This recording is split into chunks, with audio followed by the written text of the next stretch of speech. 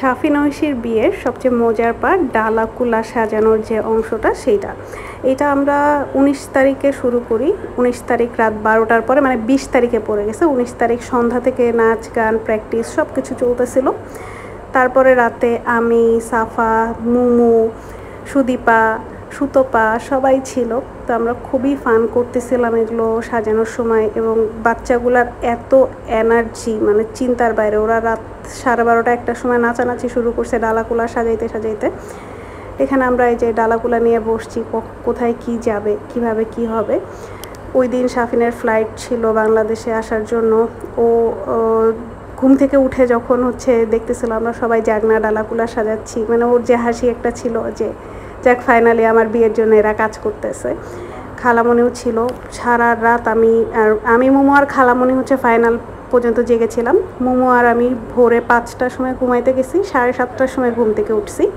বাদবাকি সবাই মোটামুটি ন্যাপে, ওদেরকে জোর করে ধমক দিয়ে আমরা পাঠাই দিছি, এই তোমরা ঘুমাইতে যাও এইভাবে করে।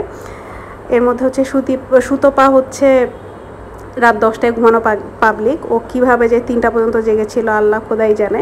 আর মাঝখানে আমাকে দিয়ে এরা অসংখ্যবার কফি বানাই নিচ্ছে বাচ্চাগুলা দুষ্টামি করে। তো আমরা এখানে সবাই খুবই মজা করতেছিলাম, গল্প করতেছিলাম। এই রাতটা খুব মজার গেছে। আর খালু ঘুমাচ্ছিল নিশ্চিন্তে। মাঝখানে খালু ঘুম থেকে উঠে বলা, এই তোমরা এখনও হয় নাই, ঘুমাও নাই। এরপরে আমরা এরকম করে সাজাইছি। সাজানোর পরে যেটা হয়েছে যে ঐশীর বাসায় ডালাগুলা যাওয়ার আগ পর্যন্ত এগুলো বহুবার চেঞ্জ হয়েছে। এগুলো কোনোটাই ফাইনাল না, যদিও আমরা র্যাপ ট্যাপ সব করে ফেলছিলাম। বহু ডালা এরপর চেঞ্জ হয়েছে। এইভাবে করে অলমোস্ট সব ডালা গোছায় ফেলার পর আমাদের মনে হলো হায় হায় আমরা তো কোনো কিছু লিখি নাই। তারপর আমরা কাগজ কাটতে শুরু করি লেখালেখির জন্য। তখন আসলে প্রিন্টের কোনো অপশন ছিল না। পরের দিন পর্যন্ত ওয়েট করার অপশন ছিল না, কারণ ইভেন্টগুলো এরপর শুরু হয়ে যাওয়ার কথা ছিল। রাতের 2:30 বাজে আমরা জেগে আছি সবাই। এই 2:30টার সময় আমরা মগের পর মগ কফি খাইছি, নাচাগানা করছি। খালামণি ফজরের নামাজ পড়ে একবারে ঘুমাইতে যায়। তো ফাইনালি আমি, খালামণি আর মোমো সব শেষে ঘুমাই। এইখানে আমরা অনেক গল্প করছি, অনেক মজা করছি। এবং আমাকে যদি বলে যে ফুল বিয়ের ইভেন্টের সবচেয়ে মজার নাইট কোনটা ছিল, আমি এটার কথাই বলবো। প্রচুর হাহাহি করছিলাম। এই যে মেয়ের বাড়ি থেকে যখন ডালাগুলো আসে, মানে এটা ডালাগুলো এক্সচেঞ্জ যে প্রোগ্রামগুলো ছিল সেখানে। এখানে আরাফের ফ্রেন্ডরা 7 তলায় ডালাগুলা নিয়ে ওরা হেঁটে উঠে, বাকিরা লিফটে উঠে। মানে কি পরিমাণ ডেডিকেশন দুলা ভাইয়ের জন্য যে 7 তলা হেঁটে হেঁটে ওরা এই বড় বড় ডালাগুলা নিয়ে উঠছে। এবং এই বাচ্চাগুলা খুবই কিউট ছিল। এই যে আদিব, ওর নাম মনে হয়, আমি ভুল না বললেও, এত স্মাইলিং ছিল, খালি সব কিছুতে হাসতেছিল। এরা সবাই খুবই ভালো ছিল, প্রত্যেকটা ছেলেই খুবই মজার ছিল।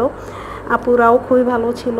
আমরা এদের সাথে, আমি বিশেষ করে অনেক গল্প করছি। তো যেহেতু এদের খাওয়ার পার্টটাই আমি দেখতেছিলাম, তো ওই সময় ওদের সাথে আমি প্রচুর গল্প করছি। যে আমাদের আরাফ ঢুকতেছে, কিউটেস্ট একটা বাচ্চা। শাফিনকেও ওরা ব্যাগ ধরাই দিছে, যে বা শাফিনের হাতে ছিল আমি ঠিক জানি না। ও মেয়ে পক্ষর সাথেই আসে। ও বাংলাদেশে নেমেই সকালবেলা শপিং টপিং করে তারপরে ইভেন্টে জয়েন করে। এখানে মেয়ের বাড়ি থেকে আসা যতগুলো ডালা আছে, শাফিনের জন্য গিফটের ডালা, সব কিছু এখানে।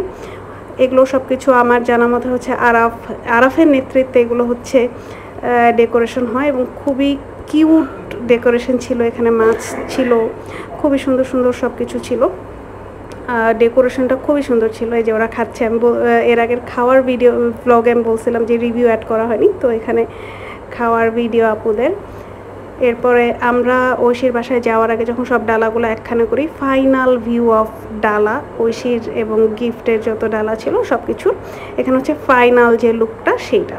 সো এইটাই আসলে ওদের বাসায় গেছে। এর আগ পর্যন্ত আমরা 20 তারিখ রাতে যেগুলো সাজাইছি এগুলো বহুবার রিশাফেল হয়েছে, বহুবার। তো এইটা খুবই মজার একটা ইভেন্ট ছিল এবং খুবই ভালো লাগছে আমার।